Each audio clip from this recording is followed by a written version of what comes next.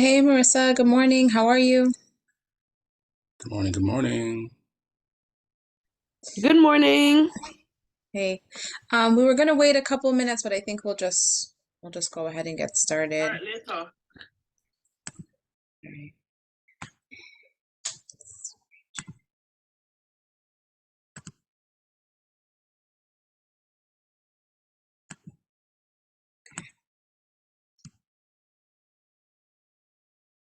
All right. Ready? Yep. Okay. So good morning, and thank you for being with us this morning. So we are going to be going over our home buyers webinar. So we have a lot of great information to share with you this morning. Um, we'll start by just introducing ourselves, and then we'll hop into that, and then we'll hop into the presentation. So, Yep. Max? My name is Max Stewart. I'm a real estate agent with Redden Recording in Realty. progress. Maybe you want to put Maybe you want to put mute. Is that our feedback? Sorry. our feedback. Sorry.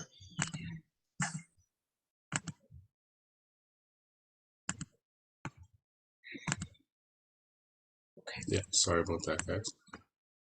So yeah, again, my name is Max Stewart. I'm a real estate agent with Red and White Realty. I've been a real estate agent for about 12 to 13 years, primarily done residential resale in the past, and then got into investing. I started realizing that I was working with a lot of investors, and I was like, why am I working with so many investors and not investing myself? They were buying homes for their kids for college and stuff like that, where the kids ended up being the landlords while they went to university, because I'm in the Waterloo, or I was in the Waterloo area. And I decided to build that same type of generational wealth for myself, which is very important to me, and to give back. So I kind of switched focus a little bit past 5 or more years ago. And that's what I've been doing since. Great. All right, and I'm Stephanie Lowe. I'm a realtor and pre-construction agent with Manor Realty. I have been a realtor for over 7 years, and I've had a great time just watching people invest and see how it's made such a difference for them in their family and their lifestyle. Obviously, I was inspired to start investing as well, and I've just really seen how it's just made a lot of changes for me in my life, and so I'm really passionate about extending that to other people, teaching them about being confident and moving forward when good opportunities come about. Very passionate about sharing this information with folks and opening their eyes to all the possibilities in real estate. So it has been very excellent. Um, what I would suggest for you guys today is to make sure you have a pen and paper to take some notes. We are going to be covering a lot of great information on the call today. We do have the chat room available, so you can feel free to post your questions there. Again, we do have a lot of information to cover, and I try to keep the call to an hour. So most likely, most of your questions will be answered, and we'll definitely save some time for Q&A at the end. If anything pops up during the call, we'll make sure that we focus and address that as well. So if you guys would like, just to get familiar with it, you can go ahead. You can find the chat room now. You could post up in there, let us know maybe why you're here today or something you're really hoping to learn about in terms of the buying process.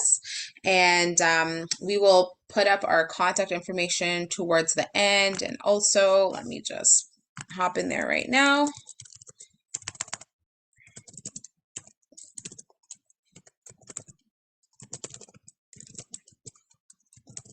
Okay, and phone number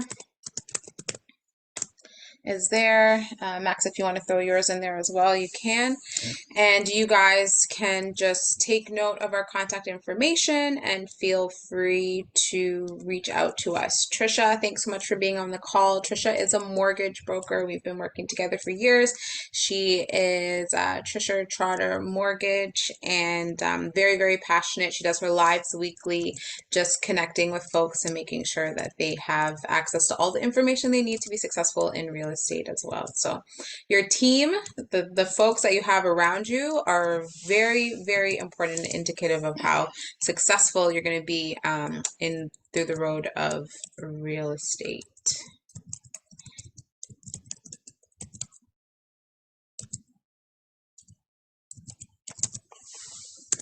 Awesome. All right, so what's going to be covered today? Well, we're going to be starting off the conversation with a review of the current market trends. So it's really important. There's a lot going on. There's a lot of headlines. There's a lot of misinformation. And so we're going to start by discussing what we see as really active agents in the field. We're going to talk about what we see there. We're also going to talk about a few of our favorite places to buy. Max is a little bit more West End than me. He's in KW, so Kitchener, Waterloo, Cambridge area, Hamilton. I have a lot of my listings in Peel region, in Brampton, Mississauga, Milton, and then Durham region. And so we found a few good deals that we're going to share with you guys today.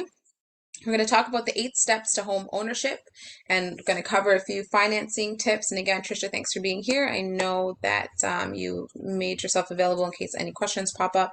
We'll also be covering some common fears and just some helpful facts all the way through the process. So we are going to get started. So Max, start by discussing what we're seeing in the market. Yeah, so it's a very interesting market right now, obviously. Yeah, due to the increasing interest rates and stress tests and qualification things that have been happening, prices have been going a lot lower. And average selling price is down in the GTA about 9%, according to the Toronto Real Estate Board. So it is technically a buyer's market, meaning buyers have more control and options in the market than sellers do. It's not the same market before where it was a crazy hot seller's market where you could just put your house up and it would sell for a ridiculous amount of money and the sellers got whatever they wanted. And in those buyers markets, the average days on market for a home to last is about 40 days right now, according to Treba again. So when you put your house up and in 3 to 10 days your house was sold, multiple offers, that's not the case anymore. There's also a low number of inventory on the market. That's including rental houses, which is making it a more competitive rental market as well. So people are competing for housing, no matter how you're looking at it, whether it's to buy a home or to rent in the market.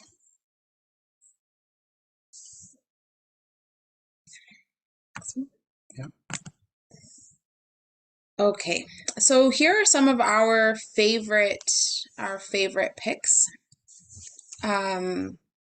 As mentioned, I have a lot of my listings in Peel region. So I chose this particular property because we know what's happening with in terms of interest rate and affordability and these sort of things. So what I thought was looking at some properties that give you some potential for rentals. So this particular property is a townhouse. It's 2 bedrooms upstairs, 1 downstairs, and it does have a finished basement with access to the garage, so it's a separate entrance. I know some folks I was talking with even this week that said, oh, their mortgage payments have gone up quite a bit, $500 a month for them. And so we had a discussion of maybe Airbnb, finishing a section of their house and doing an Airbnb just a couple of days a week to bring in some more income. So I think as these times are approaching, we want to be creative with what our investments are and how they're working for us. So this is one property that I chose that I think would be a really great pick. The second property I chose is in Maddock in Brampton as well. This particular property actually has 3 kitchens, 3 stoves, 3 refrigerators. There's 3 separate entrances into the property. It is a legal duplex by the terms of the city. So you could live upstairs and rent downstairs. It becomes too expensive. You could live downstairs, you could rent upstairs, get a little bit more income. It's 3 units, maybe your Airbnb in the back. There's a lot of flexibility with this type of property. And so it's also in a really great area that's very close to the highway, like probably 3 minutes to the highway. And and it's a good value. The other one I'm just highlighting here is in these times, I do believe we're going to be seeing an increase in off-market properties, people who are just in situations where they really do need to sell. Again, just relating back to those interest rates. So this is a 1+ den. It has 2 bathrooms. It does have parking. It's at 1215 York Mills, so it's close to the 404 area in Toronto, like North York area. It's on the ravine, that sort of thing. And the price is 550, okay, 559. So this would be another great option, picking up an off-market property, less competition, maybe a little bit more room to negotiate. So we definitely stay in touch and we'll let you guys know about what off-market opportunities we have. And these are Max's picks. Yeah, so this is Hamilton. I got 2 properties in Hamilton that I have as picks. Both of them on the mountain. I like to look at the bungalow duplex option, whether you duplex them yourself or they're legally duplexed, or it just has a lot of options that way to live and to rent out. The layout works perfect to have another unit downstairs with a lot of space. So usually the square footage you have upstairs, you have just as much or more downstairs. And both these properties have separate entrances and units in the basement that can be used either for a legal second unit or to Airbnb. You can pick which one you want, upstairs or downstairs, if you're going to live in one of them. One's a 2-bedroom plus one, and the other one is, I think they're both 2-bedroom upstairs and one downstairs. But the 1-bedroom downstairs apartment gives you a lot of open space.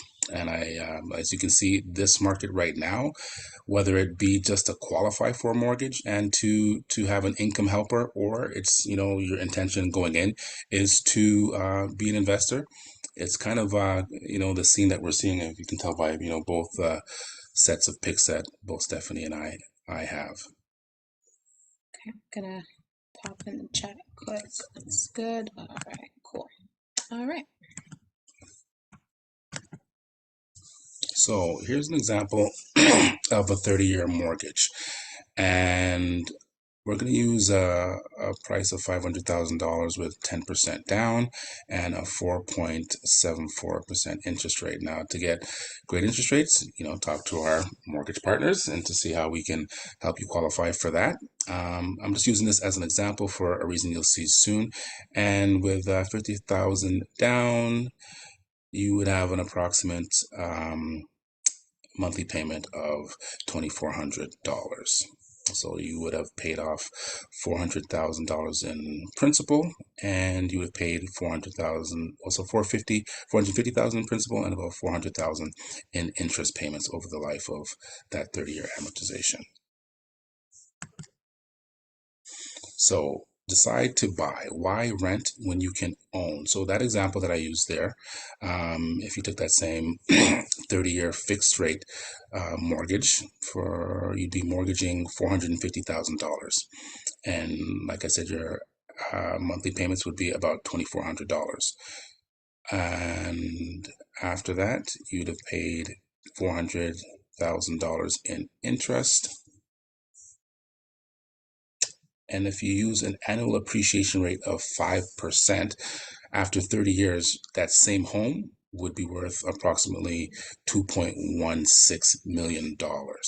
So if you look at the rate right now, appreciation rate that happened when the market was hot, properties were going up about 20%, 30% over the year.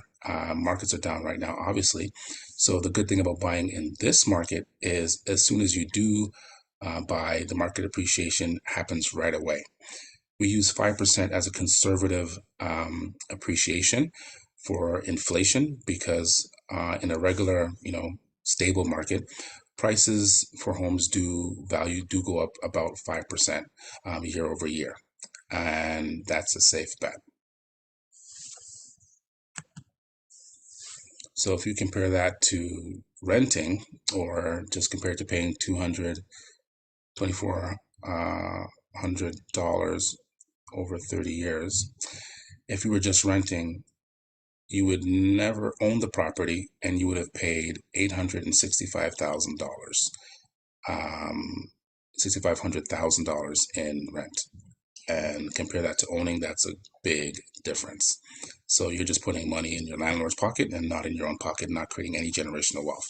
And I think that's a very powerful thing to think about.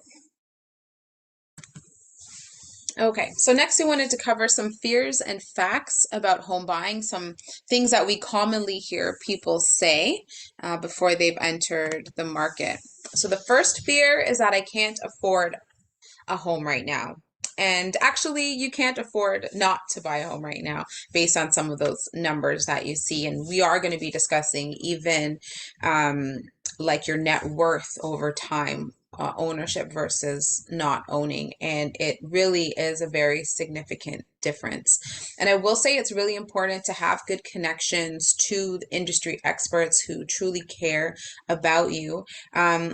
In the past, I can say a few times, actually just sat down and talked to someone, and they kept hearing folks say no, no, no, you're not going to be able to buy. And we actually sat down, took our time, asked the right questions, and those people are homeowners today and successfully leveraging off their purchase. So it's really important, like I said, to be connected and take the time and understand where you're at today, because even if today you cannot buy, you know what, 3 months down the road, 6 months down the road, 1 year down the road, you're going to be able to get into the market, and that's really where you want to be. The second fear is that I should wait until the real estate market gets better.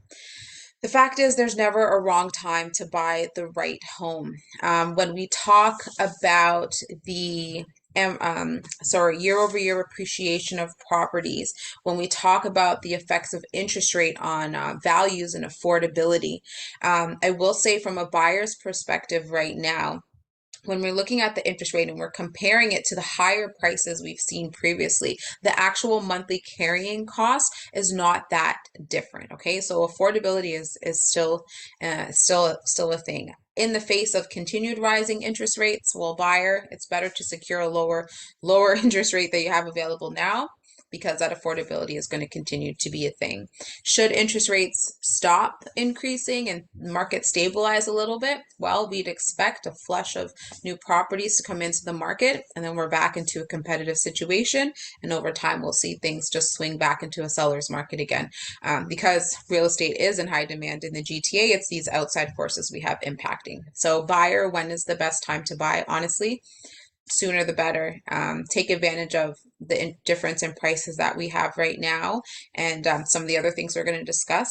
It's in your favor as a buyer. It's a buyer's market. It's a time to buy. Next fear, I don't have the money for the down payment. The fact is that there are actually a variety of down payment options available to you that could be utilizing RSPs. We always talk about the bank of mom and dad. It could look like a co-ownership, and Max and I have done some webinars and talked to a lot of different people about co-ownership and what that looks like, partnering, pulling your resources together and getting into the market. So that is definitely an option. There are a lot of options, but again, we got to sit down and talk about what's available. Okay, and the next one is I can't afford to buy my dream home. Well, the fact is, the best way to get closer to buying your dream home is to buy your first home, buy your second home. Learn to leverage off that investment. And when you're buying the right property, you're using the right lens. Working with Max and myself, we're helping folks buy their family homes, but we're looking at it. What's the area? Is this property rentable in the future? Can we get additional income from it? There's all those things to consider, and these are things you can leverage off of, grow your equity. Now you have a larger down payment. You can get into a bigger home. It's just step by step by step. Okay, so some of the strategies that we use in this 8-step process: decide to buy a home. So the median net worth of a renter right now between the ages of 55 to 64 is $40,000. And compare that to homeowners of $952,000. That's significant, like we explained before. You're creating wealth through an asset, which is your home. Other than that, you basically have an income and you're paying rent. So it's so important to find those ways to create that generational wealth and build your net worth. So when you're deciding to buy, you want to be Do you want to be an owner or a renter? Well, consider your future. What are your future goals? Generational wealth, retirement, quality of life? Do you plan to travel? What does retirement look like? When you're entering the market now, when prices are down, you have a unique opportunity for your net worth to grow exponentially in the GTA as soon as the market turns around. So, do we have a crystal ball to say exactly when the market's going to turn around? No, but we do know the market is as low as, not, the exact bottom, but pretty much as close to as low as it can get in the GTA before the market does turn around. And as we, keep up to date with the market and inform you guys will be in the best position to, make these purchases now and to make those future decisions on what you want to do with your property in the future. So what does homeownership mean to me? Generational wealth, freedom. I had discussions with Stephanie and some business partners recently, and it came to me how important generational wealth in real estate was to me during COVID, where a lot of people went through a lot of different financial situations and relationship situations. And when we were having our discussion, what came to mind was the options that we had to help family. To one person help their mom and dad pay off their mortgage through selling a property that they had, or they moved into another property, or your kids might need a property or something to that nature. And if you had lost your job, you wouldn't have that option. But when you have real estate, if you lose your job or something significant happens like COVID or whatever, you have more options and your stress level isn't as high. And that did come to me in our conversations. You can trade up to get a bigger home if that's what you desire. You can invest and expand your real estate portfolio. Excellent. So your second step in the home buyer's process is going to be hiring an agent. So connecting with the right industry experts who truly care about your future. They truly care about your wants, your needs, your goals. So very, very powerful. And, Max and I are here today because we do truly care. We want to see the people around us. We want to see our community increase their net worth, have more success and freedom in retirement, set their kids up to start their business or pay for college with properties. It's very significant. So definitely who you choose to work with, who you choose to mentor you, and walk you through this process, help you build and develop your portfolio is super important. When you're working with an agent, there's a form called a buyer representation agreement, which is paired with something called a working with a realtor form. And these documents basically outline the nature of the relationship between the buyer and the agent. It's setting mutual expectations in writing. It commits the agent to getting you the home you want, and you're committing to working with this exclusive agent. And some people say, well, what's the value of this? And, one example may be maybe you're receiving listings from 5 or 10 different agents. Now, sometimes people do bounce between agents. If I have a buyer's representation agreement signed with one of my clients, my time, attention, they are my top priority. We have something called a fiduciary duty.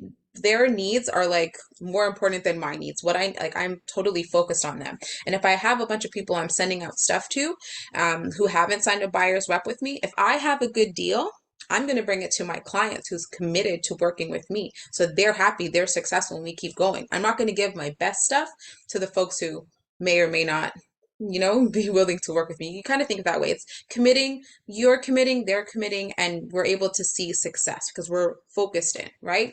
That focus, have a good understanding, we've developed rapport, and we can move forward successfully. So signing that buyer's representation agreement is to benefit everybody, right?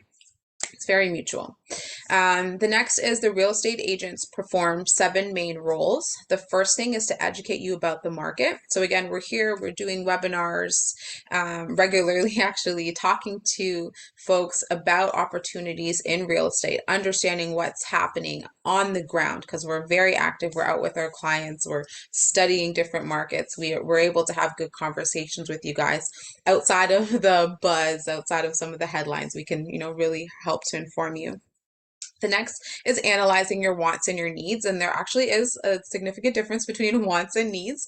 And we can help you to really understand the value of, wants versus needs in getting into the right property. Again, highlighting maybe the first property is not the dream home, but it's the right home for now to help you to grow. Okay. Next is to steer you to homes that fit your criteria. Sometimes it takes a little while for folks to really understand what they want or what's best for them. And we're patient and we're standing by your side and helping you to really break those things down. Because buying a home, your first home, your second home, your third home, is a really, really big investment, a very important investment. And we want to make sure that we're, guiding you in the right way. Coordinate the work of other needed professionals. Again, I can't stress it enough. Your team, your industry experts, so important in the successful outcome of your purchase. And it's really important that we're on the same page and have good relationships. I always say the folks that work with me in terms of mortgage agents or home inspector, lawyers, I have a really great relationship with them, and they know that my expectations are high. They know that I'm client-centered. What our clients want and need is number one. And those are the kind of folks that I want to work with because I care, right? So that team is important. Next is negotiating on your behalf.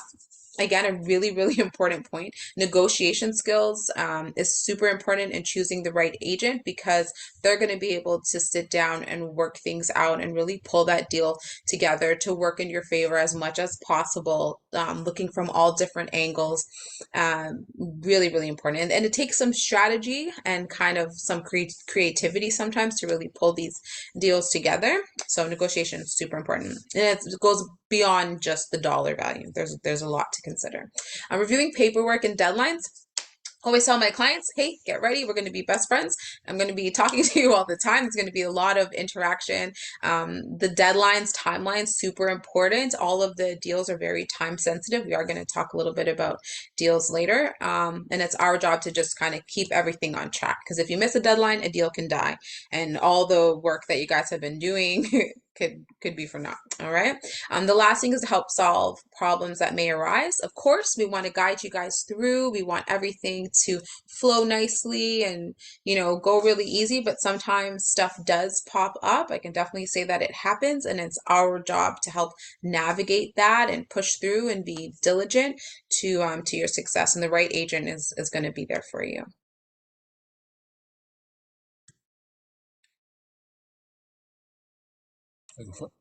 So, secure financing. Here's a quick tip. So, pre-qualification versus, did I go too far? Sorry, that was a pop-up before there. Yeah. So, secure financing. Choose a mortgage specialist. Again, we have a mortgage specialist on with us today, and we work with amazing team. So choose the right mortgage specialist to get the right information. There's lots of different products that help you in different types of market to help you qualify for your mortgage. Make a loan application and get pre-approved. It's important to be pre-approved more than pre-qualified. There's reasons to have both and benefits, but in this market, it's important to be pre-approved so that you can pull the trigger when you need to on the right property. Determine what you want to pay and select the loan option. Submit to the lender and accept an agreement of purchase and sale and get an appraisal. It is very, very, very important to get an appraisal and have the appraisal come in right. In any market, the last thing you want to have is to put an offer on a home for $800,000 and the appraisal comes in at $700,000. That means there's a difference of $100,000 that you have to come out of pocket with, that you've agreed to purchase a property, and where you're going to get that from. So make sure that you get an appraisal, that your appraisal comes in right, with the right market research. We'll know most of that before we even get in there. Obtain funding for closing and make sure that you have that ready. We also recommend that our clients have a minimum 2.75% of the purchase price of a home saved for closing costs. That way you can, take care of everything at the end with the lawyers and anything that you need to do for closing and adjustments. It's very important to have that funding in place, because if you don't have that funding for closing, much less the funding for financing, everybody gets in trouble, and you don't want that to have that over your head.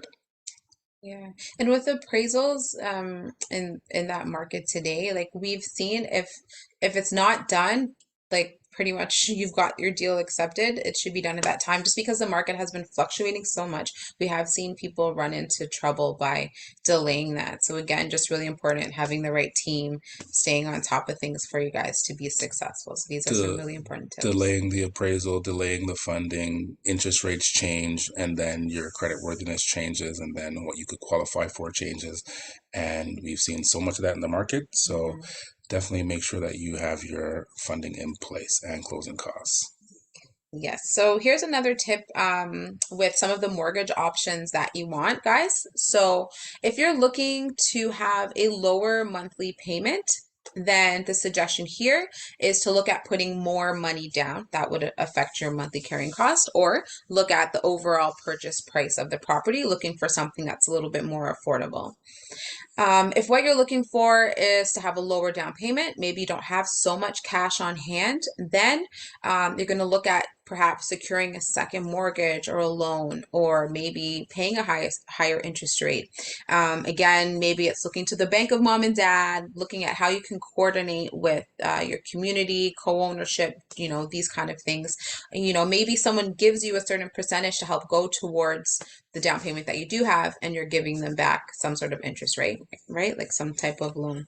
The next thing is that if you're looking to build equity quickly, then what you can do is make voluntary prepayments. So let's say you're set to pay your mortgage payment on a monthly basis. Maybe instead you're making bi-weekly payments. And so you're building up more equity and building down the principal a bit faster. If what you're looking to do perhaps is minimize risk, well, put a larger down payment down, that 20%.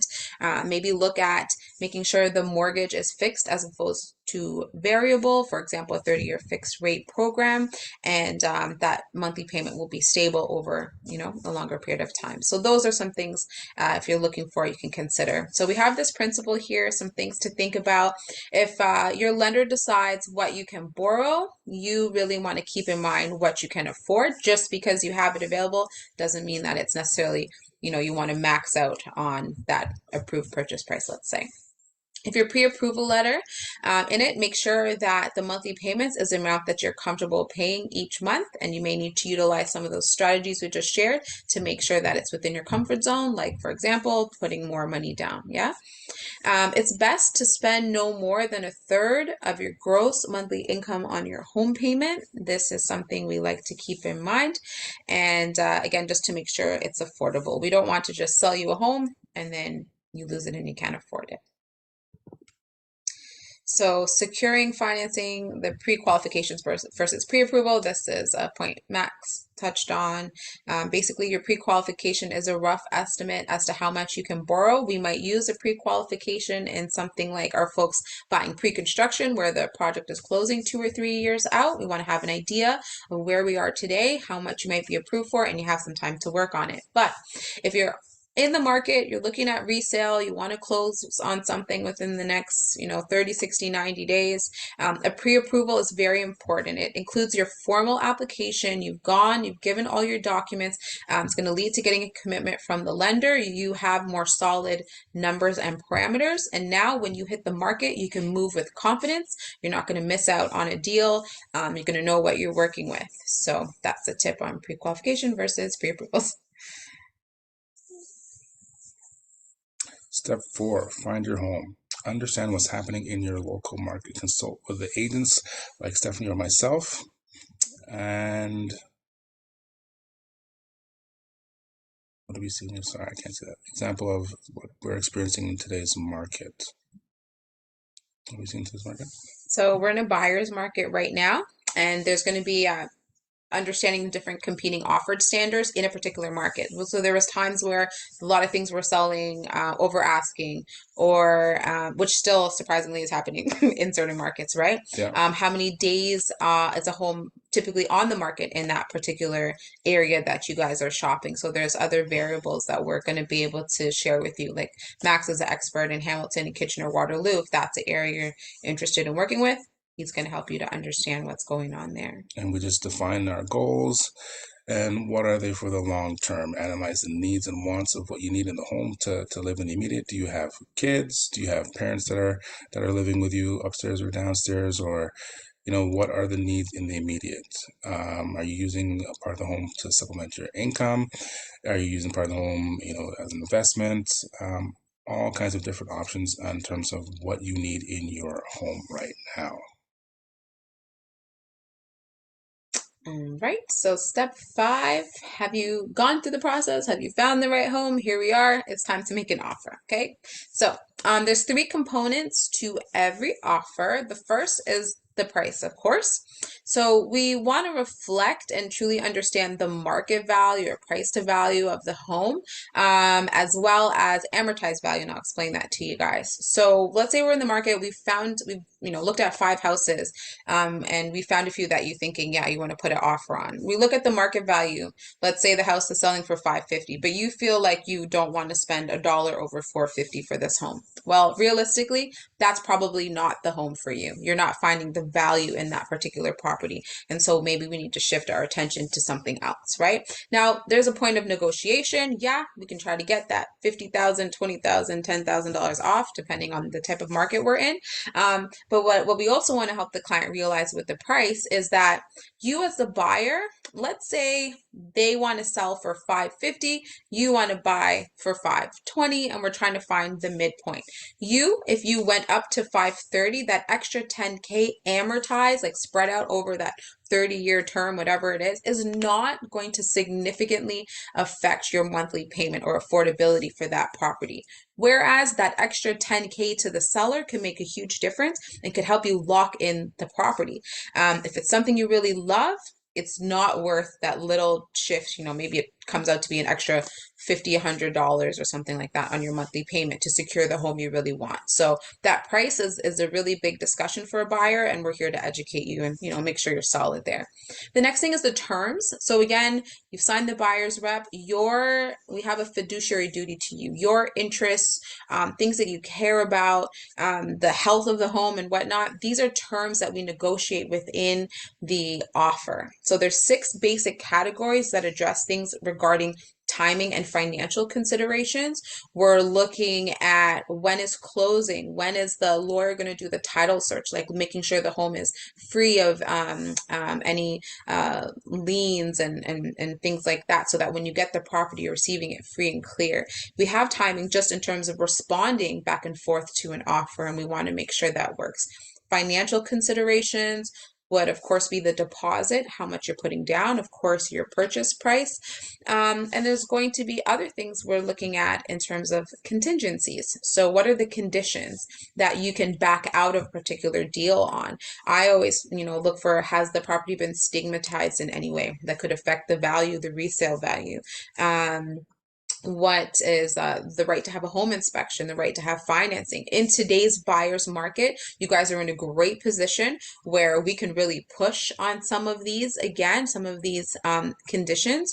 There was a time where the seller's market was extremely crazy, and to buy a property, you even had to sign away everything, give away your first child, and maybe you would get that property. So things have shifted, and we're really able to work strongly and negotiate some awesome deals for folks in terms of the contingency. So those are the components of those offers.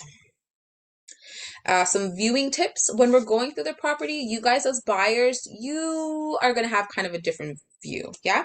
You're going to be walking through looking at the space. I always encourage clients, think about how you and your family and your friends might use the space. I always love an open concept because I'm thinking kids, I'm thinking I like to entertain and have people over, and it's nice to have that space. So how functionally laid out is the space for you? The value, which we discussed, is this a property that offers you what you like, what you need, location, convenience, the features of the property, and the amenities in the area, schools, shops, and whatnot. As an agent, we're really thinking comparable value, price to value. How's the size? How's the layout? We have looked at so many different floor plans over the years and walked through so many homes.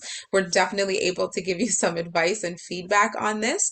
We're looking for maintenance items. So is there any signs of leaks, like brown spots on the ceiling, cracks in the foundation? These are structural concerns, things that can cost you a lot of money down the road.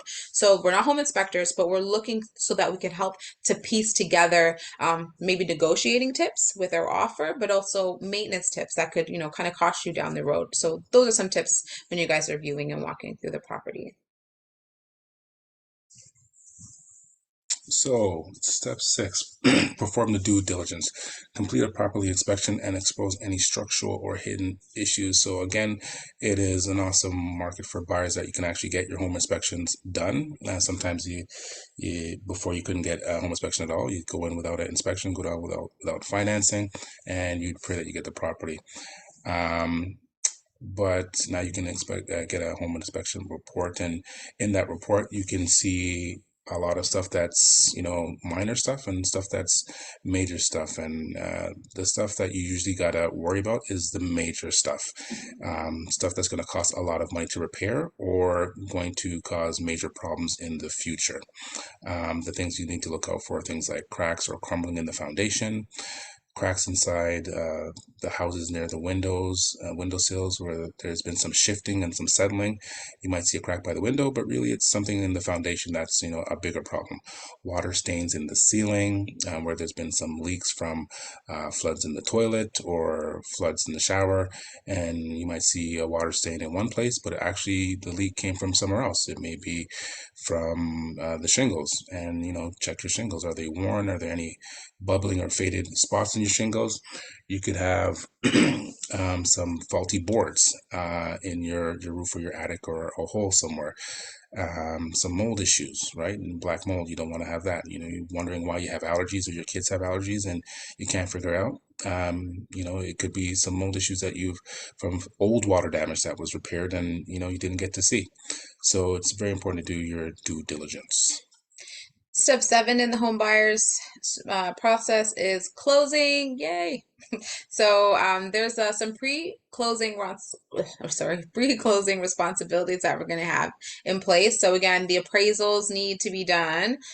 Surveys, perhaps if you're maybe going to be putting up a fence or doing some things that way, if it's available, we do ask for it. Title search, as I said, to make sure that you're going to get that property free and clear, and title insurance. You got to keep yourself mortgage worthy, okay? And I know any mortgage agents on the call can attest to this. You should not make any major purchases before closing. You should not buy a car before your house closing. You should not buy all the furniture that you want to put in the house because you're going to have furniture with no home to put it in. You should not run up your credit cards or line of credit. The state that you did the application and received your pre-approval in, you want to maintain that state all the way through until closing so that things don't throw off your ratios and your ability to close on your property. And unfortunately, I have seen folks make this mistake. So this is really, really, really important. And they just weren't aware of it. So also doing a final walkthrough of your property. I do usually put in 2 or 3 buyer's visits for my buyers. You can go back, bring your family, your friends, measure for your curtains and furniture. But as we get to the closing, I really like to do a couple days before, a day before, and just walk through the home and make sure as the other folks moved out, we don't have any major surprises before closing. Make sure that your stove works and the air conditioner turns on and these sort of things just before closing. Okay. Also, the countdown to closing includes getting your statement of adjustments. You got to know how much funds you got to have on hand to close successfully. You don't want to be caught the day before or the day of and realize you need to find $10,000. Okay. Proof of insurance is very important. Your lawyers, as I said, will complete that title search for you. Having your closing funds available does include your full down payment, land transfer tax, lawyer fees, those things. But realtor fees are actually complimentary to our buyers. I wanted to highlight this point because sometimes folks are a little hesitant, I think, to talk to agents because they think it's an expensive thing for them. But buyers, there is no expense. It's in your favor to sit down and make sure you find someone that you feel comfortable with and confident in to take you through the process successfully. All right. So buyers, working with buyer's agent, there is no fee. So, step 8, protect your investment. 3 keys to good home habits. Keep it clean. Everybody wants to be in a nice, clean home. When you go to a brand new construction and you see a model home, everybody wants to be in the model home, and let's just, keep it clean in general. It just makes you feel better. Perform general maintenance on your home and the systems. Depending on the age and style of your home, certain things may need to be done around the house. That could be around your yard. That could be, whether it be tightening taps or screws or whatever on your fence. It all depends. Keep an eye on it. So watch for signs of leaks, damage, and wear and tear. So fixing small problems can easily save you big money later on. One of my, major tips I like to put out for people is clean your eaves troughs. Do you have trees around your house? Make sure that you get the leaves out. So a lot of times the leaks in your ceiling could be from, your eaves troughs not being clean and stuff is seeping in. You don't know where the water's coming from. And you see it on the main floor, but it's really coming from your roof, going across, and you look at your main floor ceiling, and in the middle of the ceiling you see water damage, but it's really coming from the corner and the eaves troughs. You have leaking in your basement. Well, are your downspouts going and running off to the side of your home and running off in the right direction, or is it going straight down to the foundation and causing cracks and settling, and are you seeing water damage in your basement? So that is one of my, big pet peeves or, big tips to watch out for. And you can also, smart idea to keep up to date what's going on in the market. Just because you're not selling right now doesn't mean you don't need to know what's going on in your home market. So with realtors like Steph and myself, we can keep you up to date with the market. You don't need a home evaluation to know what's going on. We just send you some local updates on what's happening in your direct neighborhood, and you have an idea of how much equity you have and what you can do for the future.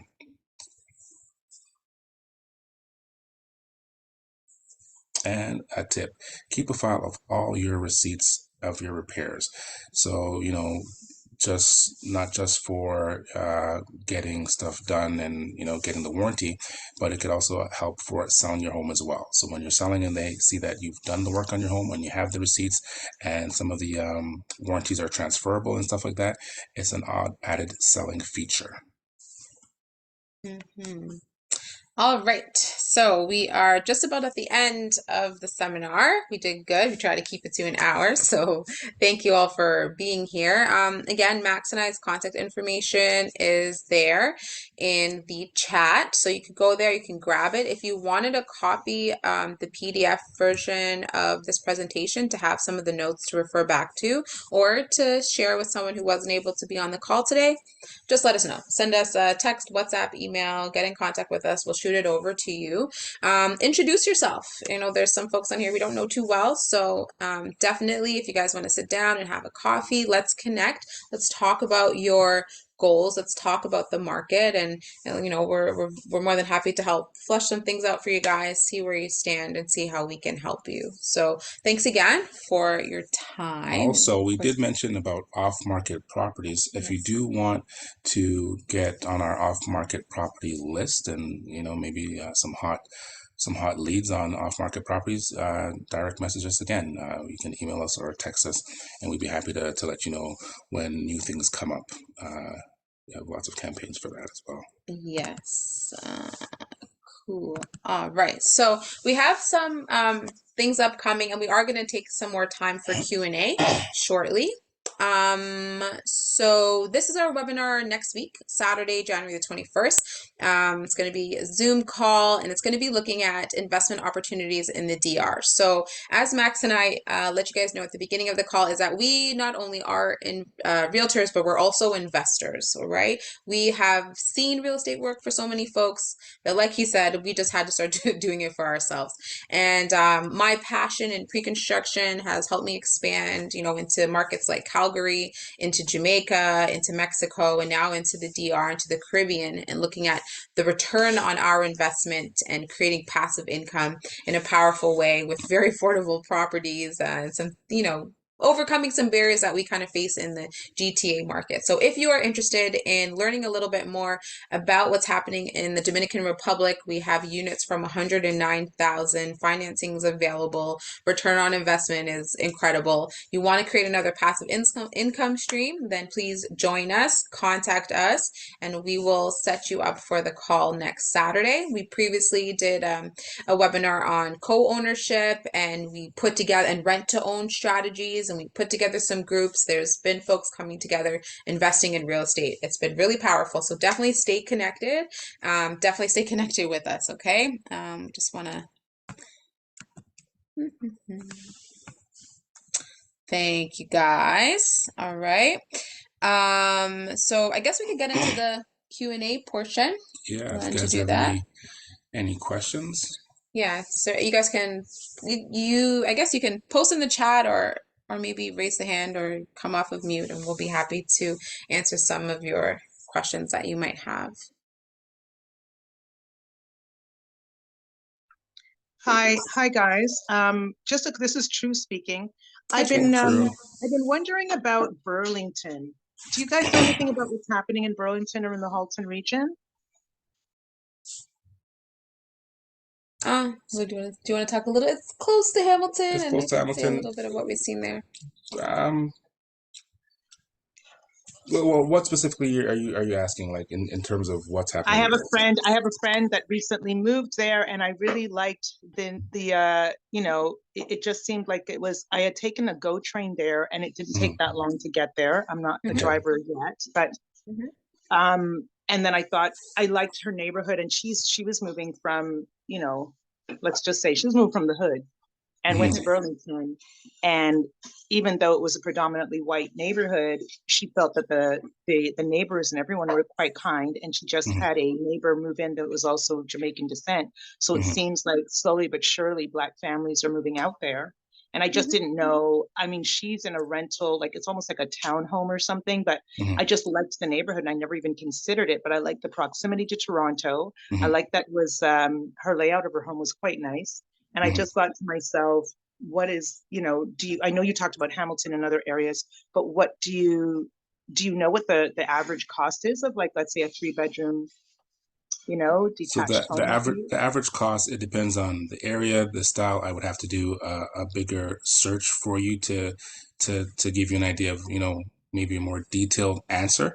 But what I can say is Burlington, kind of like what you mentioned already, it's I would say it's like it's a different type of community. So if Toronto has a certain parts of Toronto has like a culture to it, then Burlington also has its culture. Like Mississauga has its culture, and certain parts of Mississauga also has a culture or a feel to it. Hamilton's culture itself is starting to change from Steel Town, from what you used to know of Hamilton, and it's also very nature and picturesque that a lot of people didn't know. But back to Burlington, the distance from Toronto, whether you're taking the 403 or you're close to the 401, it's more affordable than downtown or certain parts of Midtown Toronto, and has a different feel. Yes, so a lot of people are moving out towards the outskirts of the GTA, and it's called the GTA H now, to get those affordable homes and a different feel, an environment to raise your kids in that still does feel comfortable. So you are starting to see a lot more people like us go to Burlington, and there's a significant amount of people in Hamilton already.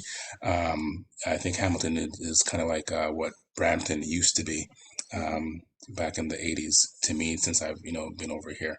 But yeah, definitely Burlington is a nice place to live. North Hamilton, yeah. Yeah, I can also say in the Burlington region, I've had some friends that live there and, have raised their family there. Definitely kind of like the suburb, kind of slower feel than being in downtown Toronto. I've definitely helped a lot of folks look at cities outside of Toronto per se, and the price to value is definitely there. The community is a different feel. So definitely true if you want us to send you just some stats and some values and some properties, we'd be more than happy to do that for you so you could have a look. And yeah, I think it's a nice option. It's a nice neighborhood for sure. We've definitely found that as realtors, our markets have kind of broadened from how they used to be. Where when I was primarily in Kitchener-Waterloo, a lot of Toronto agents were just coming down and listing properties and bringing buyers as well. And now I'm working in Hamilton, Burlington, Brantford. It's interesting to see the movement of people that are leaving the GTA to find these new communities, and we would do our research to help you find the right place.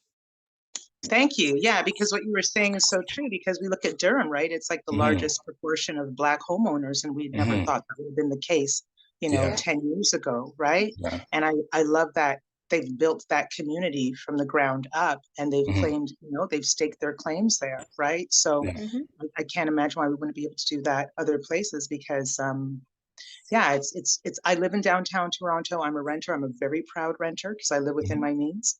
Mm-hmm. I don't want to be house poor. That's my biggest fear. I grew up in a home in Montreal, but I was at a time in the 70s when my parents had to put down 20% or they wouldn't have a home, Yeah. right? Yeah. And when you get married later, or your income increases a little later in life, you Mm-hmm. have limited options. And then Yeah. based on your field, if you have to work in the GTA, Mm-hmm. but then it kind of changes things. But over the pandemic, knowing that so much work can be virtual, I think more Mm-hmm. people are willing to move outside of Yes. Toronto so they Correct. can get better on their investment if you're a late stage Yeah. homeowner. Yeah, for sure. Absolutely. And that's why we do what we do in terms of educating our clients and our community on different ways and paths to home ownership, and renting. You can rent for yourself, or you can different rent to own options that we have as well, and you can do it with somebody else, and it's just different paths and avenue and life journeys that we have to get there. And we definitely want to give this information out so that we build these communities in Burlington, Brampton, like wherever, and we're a predominant set of homeowners. Yeah. I'll say one more point on kind of moving a little bit out of the GTA. I've seen so many families, and I can say I'm, one of them too, who decided to purchase a property outside of the GTA. And there's so many folks I can tell you over the few years, like their property values have doubled. I grew up in Cambridge, and homes where, our families purchased a 3 bedroom over 2,000 square foot home for 100 and something thousand. Those properties are now all over $1 million.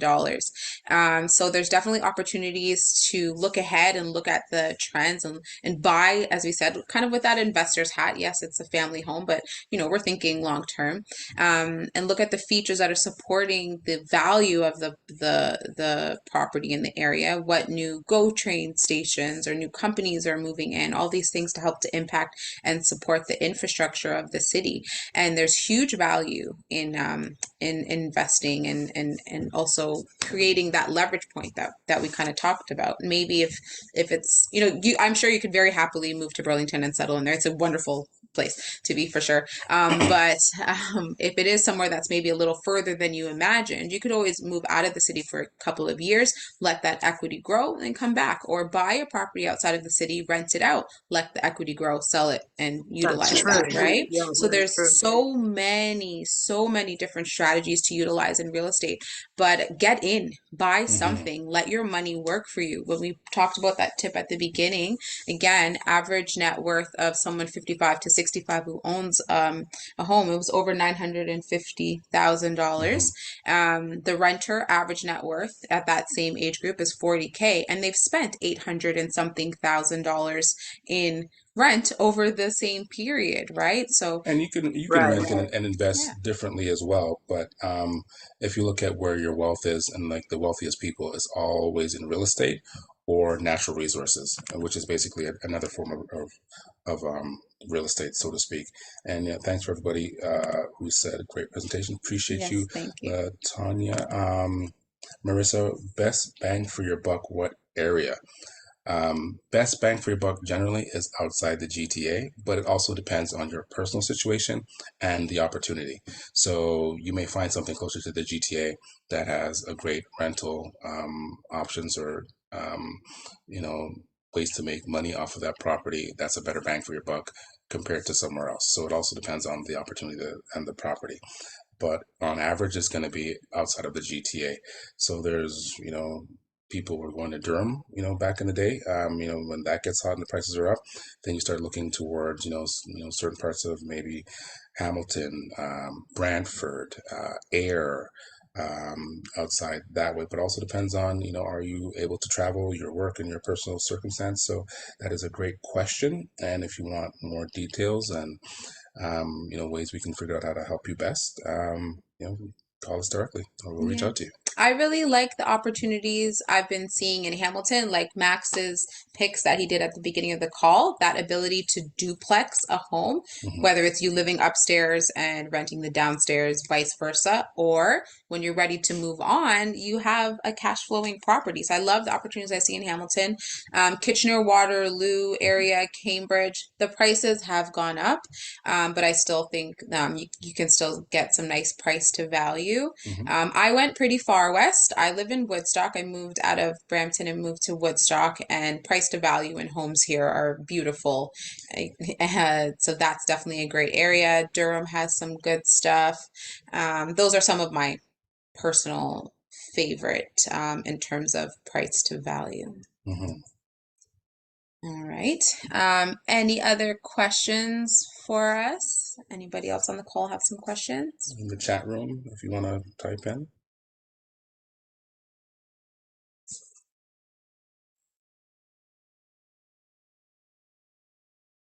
All right. Okay. Well, I've put up our contact information here for you guys, so definitely make sure you jot it down. If you feel like something pops up and comes to mind a little bit later, please do reach out to us. We are here to support you guys. Okay.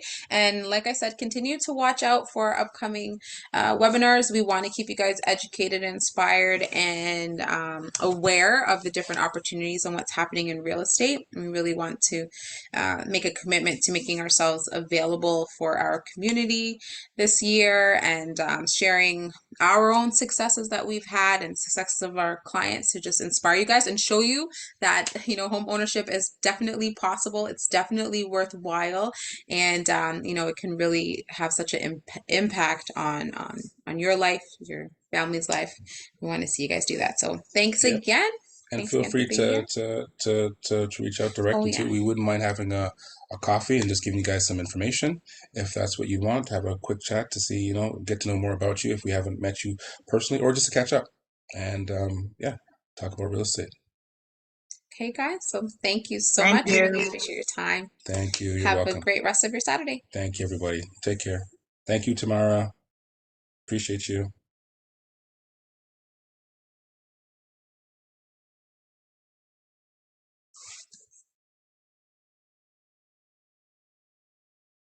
And Trisha, thanks for being on the call in case we had some mortgage questions. Thank you so much.